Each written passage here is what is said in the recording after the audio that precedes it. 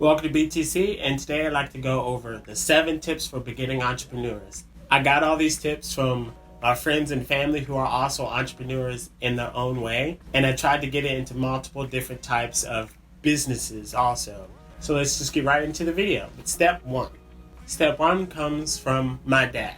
His name is Keith Mitchell Sr., and he is actually the entrepreneur of M3 Music Group. I put a link of all the other entrepreneurs down in the description below.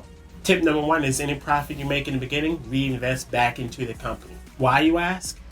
It's more along the lines so you could keep restocking on items that you probably may have sold out on, or any areas to where you know you need to improve. Like say you have a very popular product and it sells out like that, you can reinvest the money that you got from the profits in the beginning to get that product back in stock.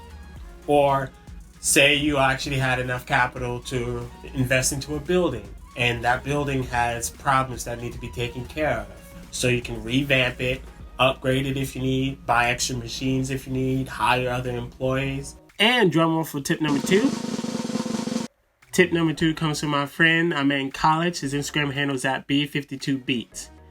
And he says branding is everything. If you trust in it and others trust in it, success will follow right behind it. So I know a lot of people say this, you got to put your name on everything, and some people might actually view that as a negative. But trust me, it's not. If you want people to know your work and to see it, put your name on almost everything you can, just about everything you can.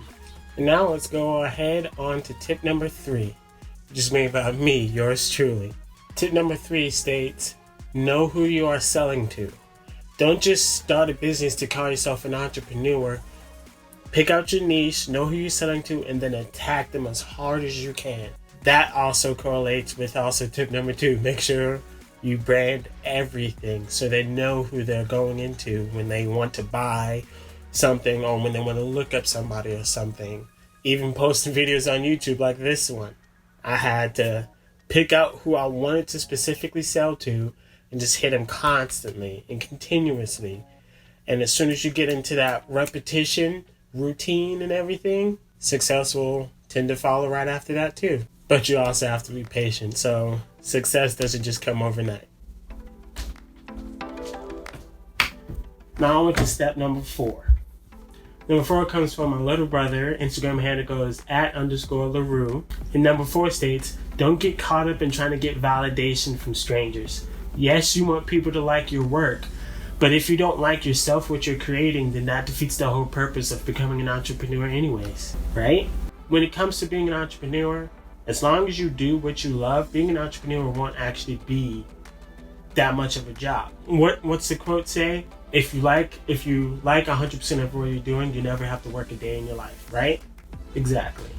So, as step 4 states, don't get caught up in getting validation from strangers. Now let's go on to step number 5. Step number 5 and 6 both come from the same person. Instagram handle is @RobPitt.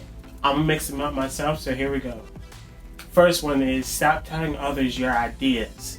And the second one goes as this. Stop letting others' opinions change the way you see your vision play out. You don't want to let someone else's take on your idea change the whole idea, because they don't know how it's going to come out in the end, and it could be something very amazing the way you already had it set up. I use my company as an example. I remember when I first started off, everyone wanted me to do this type of streetwear or this type of fashion for farmers and everything else. They wanted me to do stuff for camouflage or stuff for overalls. And it's good, and I hear you, but HCA is not going that route. HCA even says, don't conform to normality. And we go on our own route. We had a whole collection on it called Unconventional. We want to do stuff the way we want to do it. It's not always right. Sometimes it's not always good, but it's up. And that's how we want it. Step number 7, we're actually back inside the office. Last but not least, step number 7 comes from another friend of mine I met in college. Instagram handle @NatalieThomasPhotography. What she says is, don't try to compare and measure your success to others. You'll be in constant stress. Keep focusing on yourself and your business solely, and the right time will come for you.